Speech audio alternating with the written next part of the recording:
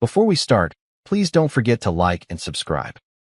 The champagne tower hadn't even lost its first sparkle when Angela turned toward Melissa and said, just loud enough for the crowd to catch it, "We're heading out. Real fun starts downtown." I blinked, not sure I heard her right. "Excuse me?" I asked, stepping forward, still holding a half-cut slice of cake I'd spent the last hour getting right for her. Melissa, tall, smug, and already halfway through her second cocktail, shot me a smirk. "Relax, David. Don't be that guy." Angela turned, her silver heels clicking against the marble floor as she tried to breeze past me. "It's just a club, David. It's my birthday." I stepped into her path. "We're hosting a party, Angela. For you. At our house. With 100 people we paid to be here." Melissa laughed dryly. "And yet, here you are, acting like she's breaking parole. Back off." The guests nearby stopped mid-sip, frozen in awkward silence. Angela hesitated. I caught it. The flicker of guilt, the downward glance. But Melissa looped an arm around her like a handler with a puppet. "Don't you dare try to ruin this for me," Angela said sharply, her voice slicing through the hum of the crowd. I didn't raise my voice. I didn't need to. Ruin what? A party you walked out of? Melissa waved her hand like she was swatting a fly. "Honestly, David, you're embarrassing yourself." Angela's expression flattened. "I'm going." She yanked her arm free from my loose grasp and walked out the front door, into the night. Melissa followed, laughing as she ordered an Uber with a flick of her thumb. The taillights vanished a minute later. The foyer was dead silent. Even the string quartet stopped playing. I looked at the guests, shrugged slightly, and said, "Enjoy the cake. It's German chocolate, her favorite." Or it was. Then I walked toward the back patio, past the fountains and glowing lights, jaw tight, but my spine straight. I wasn't angry. I was clear. Let them dance. Let them drink. Let her chase whatever thrill she thought she needed. Because in that exact moment, I felt something shift. Not sadness, not fear. Just focus. See, I've spent years building something real. A business, a home, a future. And maybe, just maybe, this little birthday stunt was the best gift I never asked for. The kind that wakes you up. The kind that clears the fog. And the kind that lets you finally see what needs to be done. The morning light in Austin had a way of making everything look cleaner than it really was. But no amount of sunlight could bleach what happened the night before. I sat at the kitchen island, scrolling through the news, espresso machine humming behind me, when the front door opened.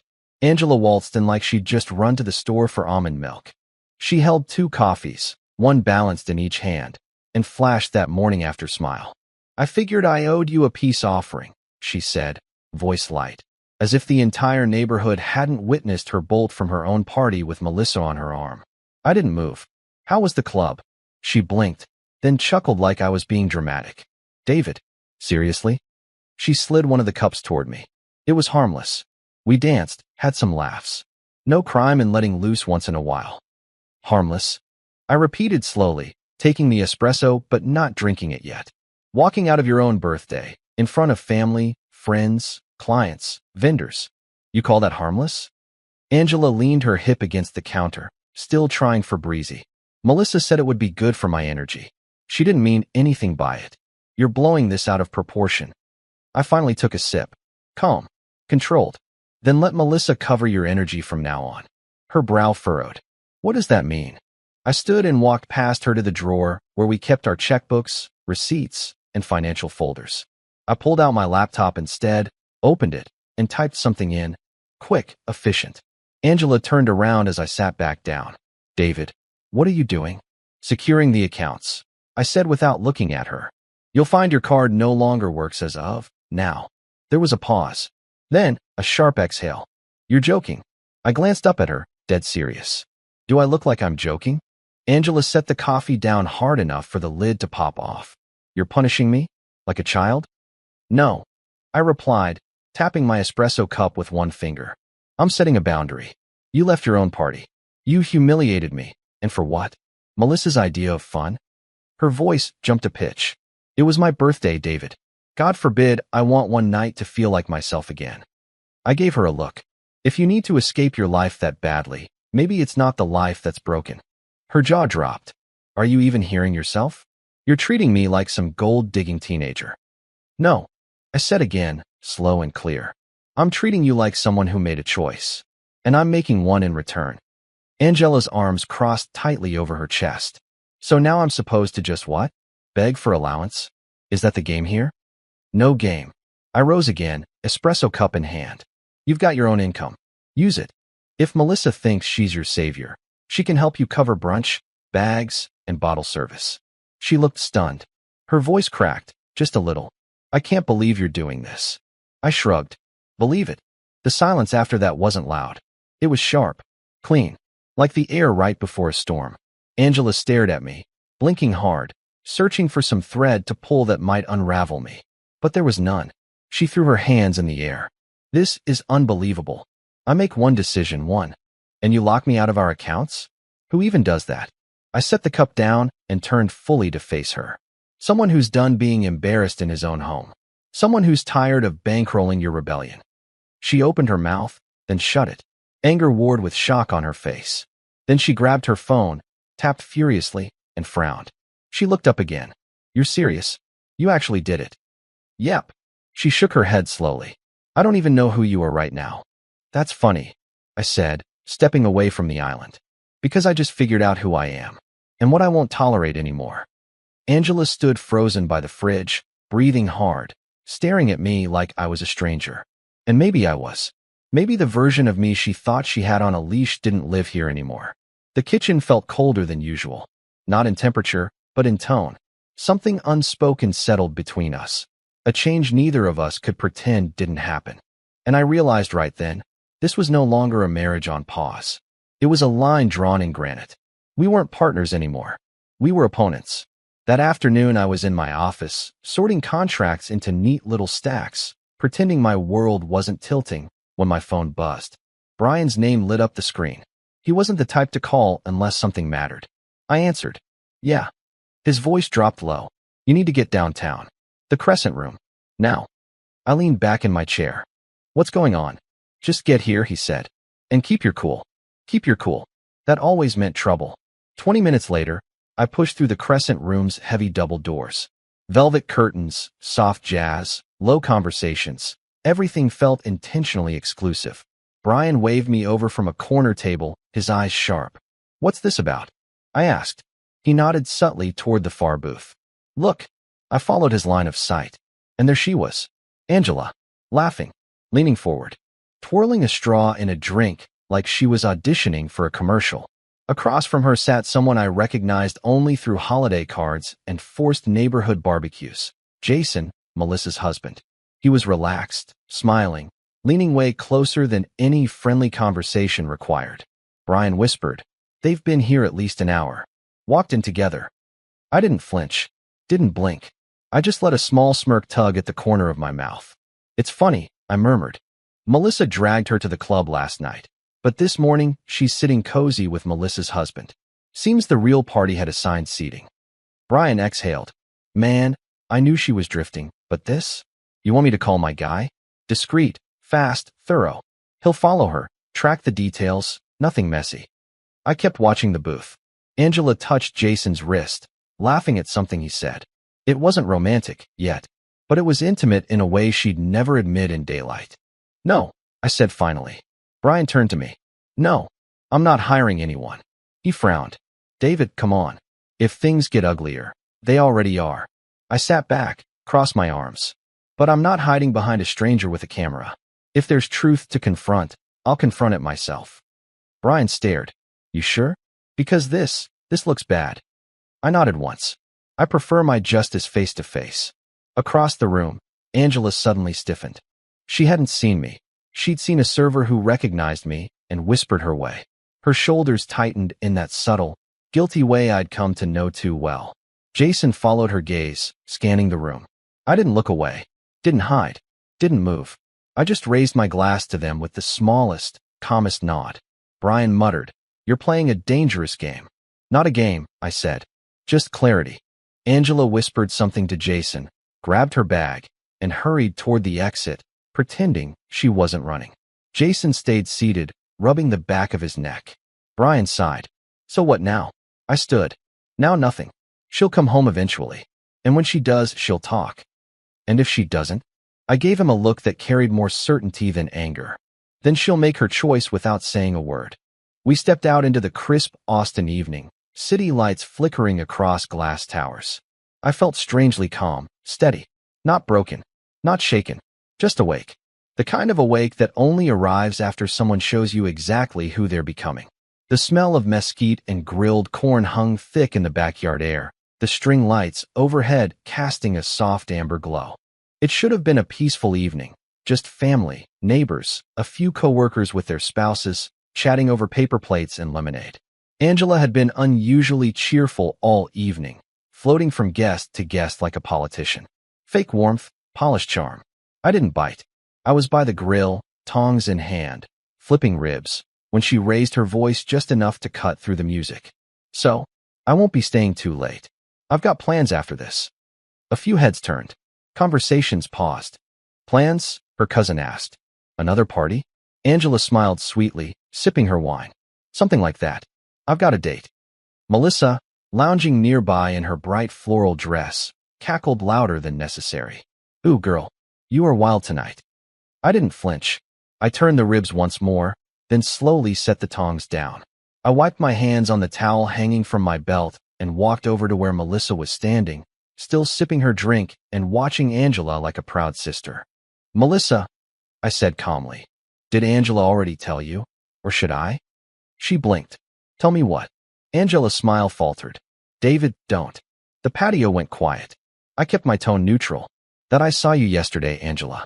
Downtown. Booth in the back. With Jason. Melissa's laugh caught in her throat. She looked at Angela, confused, then back at me. What is he talking about? Angela straightened her shoulders. It wasn't what it looked like. I cut in, still addressing Melissa. They were laughing, holding hands across the table at the Crescent Room. You know, that private place Jason swore he hated? Melissa stepped back slightly. Jason. Her voice cracked. You were with my husband? Angela's face flushed. Melissa, calm down. Nothing happened. It was just lunch. Then why'd you run when you saw me? I asked. That silence. It weighed more than the Texas humidity. Melissa turned to Jason, who had just stepped out of the house with a beer in hand, and froze mid-step. Is this true? She barked. You and Angela? Jason looked between us, then at Angela. His jaw tightened. I was going to talk to you, he said, voice low. This weekend. Oh, that's rich, Melissa spat. You were going to talk? After you sneak off with my best friend behind everyone's back? Jason rolled his eyes. It's been over for months, Mel. You know that. You just don't want to admit it. That's when everything unraveled. Melissa's voice rose in pitch. Don't pin this on me. You, she turned on Angela, you snake. I let you into my house. I defended you to everyone. And you're slipping around with my husband? Angela raised her hands, panicking. Melissa, I swear, Jason came to me. I didn't mean for this to happen. Oh, please, Melissa shouted. You meant it the second you slid into his booth with that fake little smile of yours. Guests started quietly backing away. A few made excuses to head inside. Jason crossed his arms. I'm done, Melissa. I've already talked to a lawyer. I'm moving out next week. The words hit like a slap. Melissa just stood there, eyes wide, stunned and trembling. You're what? She whispered. Don't act shocked, he muttered. We've both been living in denial. I just beat you to the truth. Melissa turned to Angela, voice shaking with fury. You destroyed 2 marriages in 1 week. That's got to be some kind of record. Angela tried to step forward. Melissa, I didn't. Don't, she snapped. Don't say a word. Don't even look at me. I watched the scene unfold without saying another word. Because I didn't need to. They'd built their own wreckage. I just lit the match that let everyone finally see the smoke. As the backyard emptied out and the lights above us flickered in the breeze, I walked back to the grill. The ribs were still perfect. Dinner was served. The backyard had gone silent, save for the soft hum of the string lights still swaying above abandoned plates and half-empty glasses. One by one, the last guest slipped through the gate until it was just me, the faint smell of grilled ribs, and the lingering echo of the explosion that had just torn 2 marriages in half. I was wiping down the counter when Angela finally stepped forward from the shadows of the patio door. David, can we talk? Her voice was soft, almost trembling. It didn't match the defiant tone she'd used earlier, not by a mile. I set the towel down. Talk. Now. She swallowed hard. I didn't mean for tonight to get so crazy. Melissa she blew things way out of proportion. I raised an eyebrow. You announced a date at a family barbecue. Then your little lunch partner got thrown under a spotlight. I'd say the proportions were accurate. David, please. She stepped closer. I made mistakes. I know I did. But the crowd, you humiliated me. I let out a sharp breath. You humiliated yourself. I just stopped covering for you. Her eyes glistened. I'm trying to apologize. It's too late. She flinched, like the words were a physical hit. What does that mean? It means the fallout already started. You decided to make a public spectacle, Angela. Now you get the public consequences. I'm not stepping between you and the mess you created. She stared at me, stunned. You're actually punishing me? No, I said, turning off the grill light. I'm stepping away from someone who thinks disrespect is a sport. She stood frozen for a moment before her composure shattered. I don't want this to get worse, she whispered. I don't. It already has. Her chest rose sharply, panic creeping in. We can fix it. If you just stop being cold. I cut her off. Cold would imply I still feel something. That did it. Her face crumbled. Without another word, she pushed past me into the house. Upstairs, I heard drawers slam, hangers clatter, the thud of shoes thrown into a suitcase. I stayed at the top of the stairs, leaning against the wall, watching her pack like someone fleeing a storm they created. She saw me in the doorway. Are you seriously not going to say anything? She cried. Not even now. I kept my arms folded. What is there to say? I'm your wife. You were. She gasped, clutching a handful of clothes. You can't just give up like this. I didn't give up, I said quietly. You walked out twice. Once at the party, and again when you decided your choices didn't need consequences. She zipped the suitcase with trembling hands. Where am I supposed to go? That's your next decision. Make one you can live with. A long, broken breath escaped her. She grabbed her bag, brushed past me in the hallway, mascara streaking down her cheeks. I never thought you'd turn into this, she whispered. And I never thought you'd turn into someone I couldn't respect. Her knees buckled at that, but she kept moving. Downstairs, the taxi headlights spilled through the windows. She hurried into the back seat without looking back. The door shut with a dull, final thud. The engine hummed. The car pulled away. Outside, the night was still, eerily still. No wind, no voices, no lingering warmth from the hours before. Just quiet. A quiet that wasn't sad. A quiet that wasn't peaceful. A quiet that meant something had ended and something else had begun. The next morning, downtown Austin moved like nothing had happened. Sunlight bouncing off glass towers, electric scooters humming along sidewalks, the cafe smell drifting through open doors. But inside me, the gears had already shifted. I didn't feel bitter. I felt surgical, focused. Vincent was already waiting when I arrived. Same corner table he always claimed, sleeves rolled to his elbows, reading the journal like a man who still preferred ink over screens. He looked up, then stood to greet me. Well, the ghost returns. I shook his hand. Not a ghost. Just been rethinking my calendar. Vincent smirked. I read between lines better than most. You didn't come here to catch up. No, I said, taking my seat. I came here for something specific. He slid my coffee across the table. Shoot. I stirred the cream slowly, watching the swirl fade into brown. I need Angela released from the firm. Quietly. No scene. No press. Just clean. Vincent's expression didn't change, but I saw the wheels turning behind his eyes. Marketing, he said. Under Jenna's team. Correct. She's technically a contractor, not salaried. Easier to cut. I nodded. That's why I placed her there years ago. Options. Vincent leaned back in his chair, studying me. You sure? She's not coming back to our house, I said plainly. There's no point pretending she should represent mine. He exhaled slowly. You always were clean with your cuts. Cold, but clean. I raised an eyebrow. You saying I'm heartless? No, he said, shaking his head. I'm saying I watched you build a life around someone who didn't deserve your stability. And I always wondered when you'd stop covering her mistakes. I sipped my coffee, then looked him square in the eye. So you'll do it? Vincent gave a single nod. Jenna's got the paperwork template. I'll draft a notice. Severance included, light, but fair. No drama, I said again. It's not vengeance. It's alignment. He gave a soft chuckle. You always did talk like a spreadsheet when things got personal.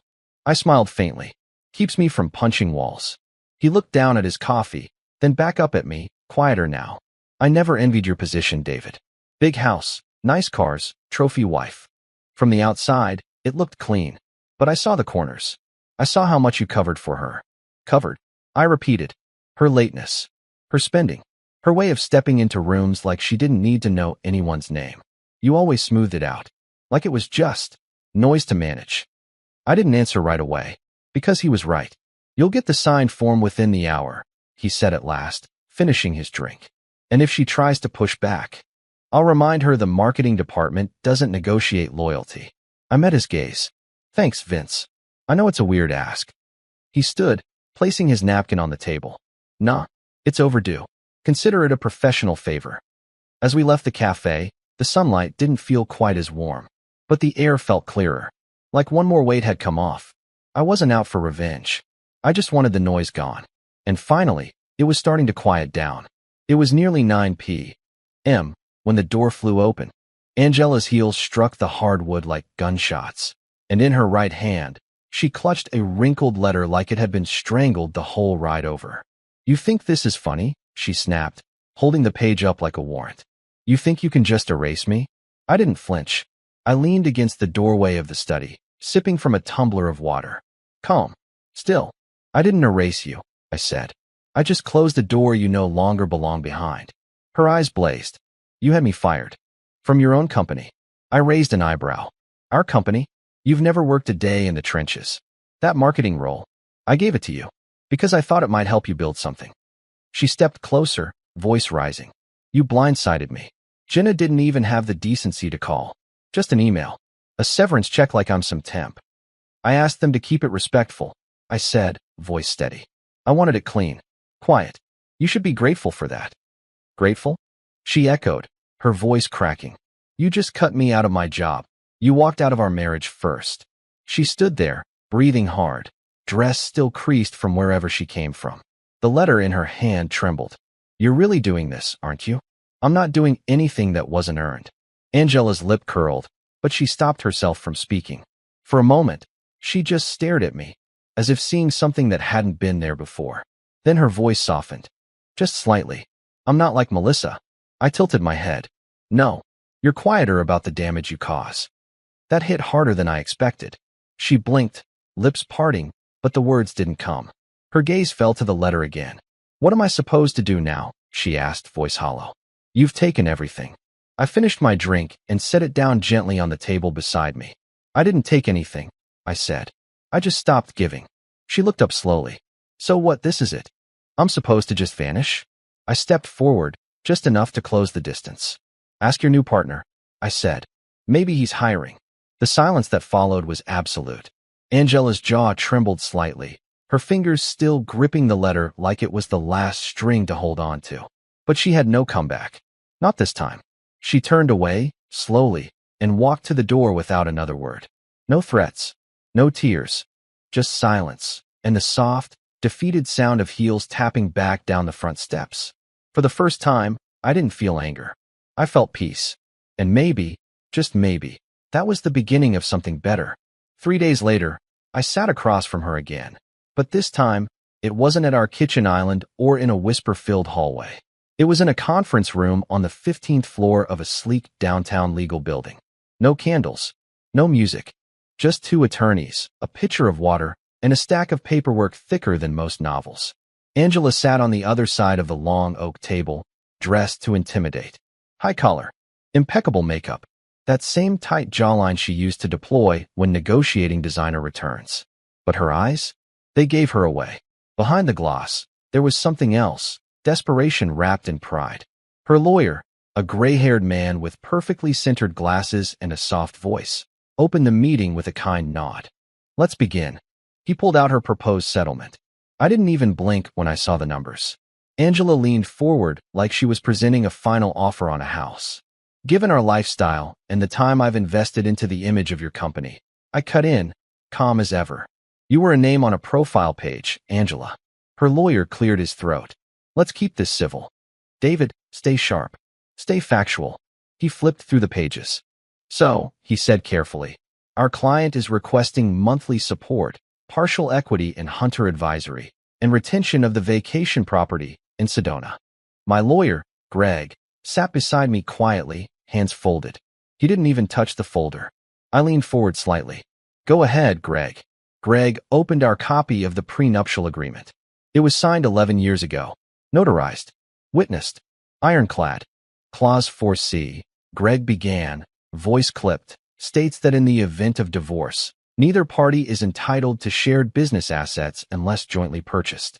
Clause 6A confirms that your client waived any claim to spousal support, as the marriage did not result in children or a demonstrated period of financial dependency. Angela's lawyer glanced at her. Did you both sign this?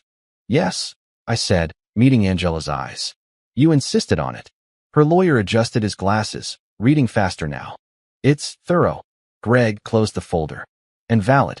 So unless your client is claiming duress at the time of signing, this document stands. Angela's lips parted, but she said nothing. Her lawyer cleared his throat. We might consider challenging in open court. You can, I said quietly. That's your right. Angela finally snapped, slamming her palm against the table. Then we will. I didn't flinch. Won't change the math. The room went still. Angela looked around like the walls might collapse in her favor. But they didn't.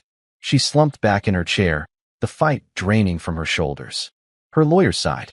Angela, even if we litigate, the judge will default to the contract. The best we can do is request minor concessions. She blinked hard, jaw set. You said this wouldn't happen, she whispered, almost to herself. No, I replied. You said it wouldn't. I just stopped correcting you.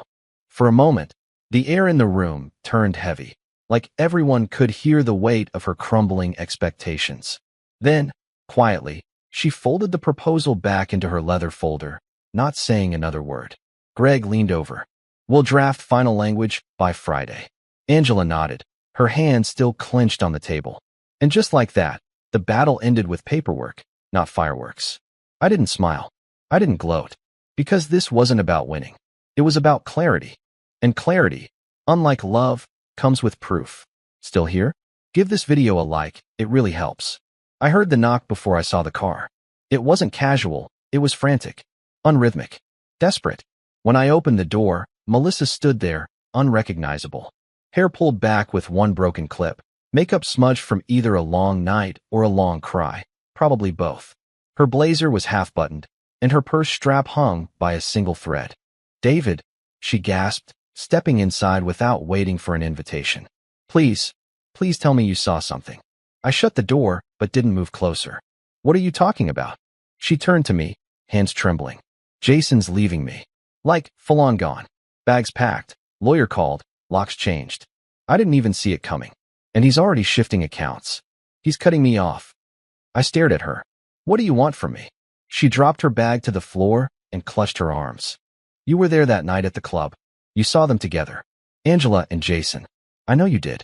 If I can prove he was emotionally cheating, maybe financially, too, I can fight back. You could testify. Say it on record. No, I said. Melissa blinked. No? What, why not? I folded my arms. Because you're asking me to stretch a moment into a narrative that benefits you.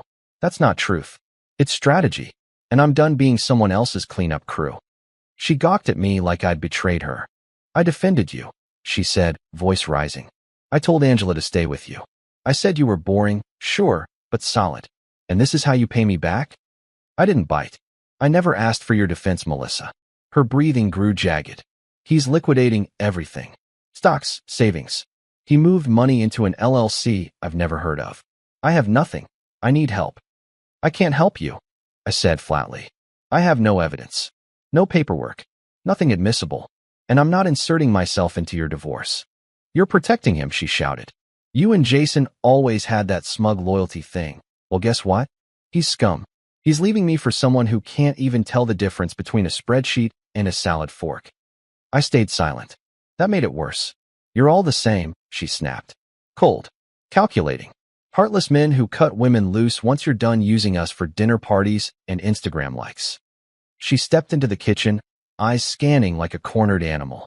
You sit here in your perfect house, drinking your fancy coffee, thinking you're above the rest of us. Then her hand reached for a plate on the counter. And before I could say a word, She flung it across the room. It shattered against the floor. "Melissa," I said sharply. She grabbed a glass next. "You have no idea what it feels like to be thrown away." The glass exploded against the fridge door. I didn't yell. I didn't chase her. I just stood with my arms crossed, watching as she stormed through the kitchen, knocking a bowl off the island, cracking a mug, hurling insults between each crash. "You think you're composed? You're empty," she screamed. "You think silence makes you strong? It makes you alone. No one's coming to fix your precious life." The neighbors must have heard. It only took 5 minutes before I saw flashing lights through the window. She was mid-rant when the knock came. 2 officers stepped inside with calm urgency. "Ma'am," one said, "you need to come with us." Melissa whirled on me. "You called them?" "No," I said. "The walls are thin. You made yourself heard." She tried to shake the officers off, but they gently restrained her wrists. "I trusted you, David," she yelled as they led her toward the door. "I told you things I never told anyone. You're just like him." I didn't answer, just followed them to the door and watched her disappear into the night. One of the officers turned to me. "Do you want to press charges?" I shook my head. "No. She's already lost everything. Let that be enough." The door shut softly behind them. I looked around the kitchen. Broken glass glittered on the tile. My espresso mug lay in 2 clean halves near the baseboard. I didn't move to clean it up. Not yet. I just stood there in the center of it all, watching the pieces reflect the overhead light, and knew this was the last of the chaos I didn't ask for. And somehow, the silence that followed felt like a beginning, not an ending. The courtroom was half empty when the judge read the decision. Angela never showed. No attorney. No objection. Not even a courtesy delay request. Just silence. Greg leaned toward me as the judge flipped through the paperwork. "That's it." Her side waved response by absence. "This ruling will stand." I nodded once. Final. The court awarded me full retention of the house, the investment portfolio, and all company assets previously under joint review. The prenup held. Every clause, every safeguard I once thought was paranoid, turned out to be protection. The gavel dropped with a soft clack. Outside, the sky was painted in late afternoon gold. No crowd. No reporters. Just the breeze tugging at my jacket and the sound of someone else's life coming apart. Quietly, cleanly, completely. I didn't feel joy, but I felt done. That night, back home, I sat on the deck behind the house. Same place I used to watch Angela host book clubs she never read for, laughing in circles she never cared about. I had a bourbon in hand, ice just beginning to melt. Then my phone buzzed. A text from Brian. "You're not going to believe this. Check your email." Forwarded a message from a friend in Madrid. I opened the attachment. A grainy photo popped up. Angela, standing at a European airport baggage claim. Sunglasses too large, coat too expensive. Right beside her, Jason. Jason, Melissa's now ex-husband. Brian followed up with another message. Word is, they're in Spain. Jason liquidated his accounts before the split. Melissa's lawyer can't trace a dime. She's stuck, working part-time. Might lose her apartment. I stared at the screen for a long moment. 2 people who thought they could outrun consequence ran straight into each other. Angela had burned the house down only to build another fire with someone who already played with matches. I lifted my glass. To irony, I said aloud. Then took a slow sip, the bourbon sharp and warm. The wind moved through the trees, calm and even. And for the first time in a long time, I didn't feel the need to look over my shoulder. A week passed. No calls. No apologies. No surprises. Just the quiet aftermath of a storm that had torn through 4 lives and finally moved on. I was in my office early that Monday, sunlight creeping across the floorboards, files stacked neatly beside my laptop, when Greg forwarded me a news article. American businessman detained in Barcelona over massive U.S. debt fraud investigation. There was a blurred photo beneath the headline, but I didn't need clarity. Jason. Apparently, the money he liquidated wasn't just marital property. It included a few clever investments tied to shared accounts under false business names.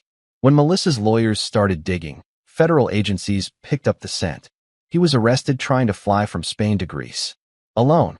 No mention of Angela in the arrest record. But the second article answered that.